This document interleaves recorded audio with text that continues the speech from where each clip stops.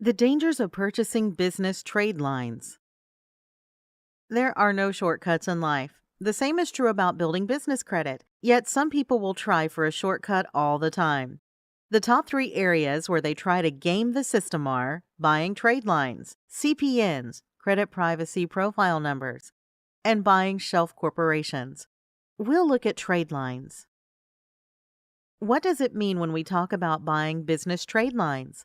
Legit business trade lines are lines of credit extended to businesses by their vendors. The business gets goods or services and agrees to pay for them at a later date. Trade lines are often established between a business and a vendor. This is as opposed to a line of credit offered by a bank. Using trade lines can help businesses build credit since the loans are frequent and the turnaround quick.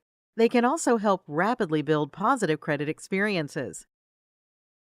There are many companies online which promise they can sell seasoned trade lines. If your company has poor or little credit, you can, for several hundred or several $1,000s, have your business piggybacked onto the account of someone who has established excellent credit. This allows new business owners to seem to be more credit worthy than they really are. Does this sound unethical? Of course it does, because it is.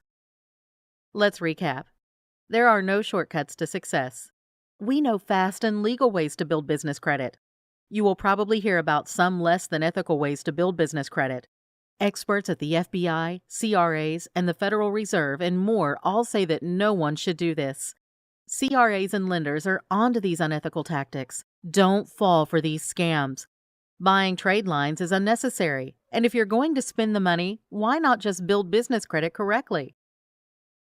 Contact us today to learn more about the dangers of purchasing business trade lines.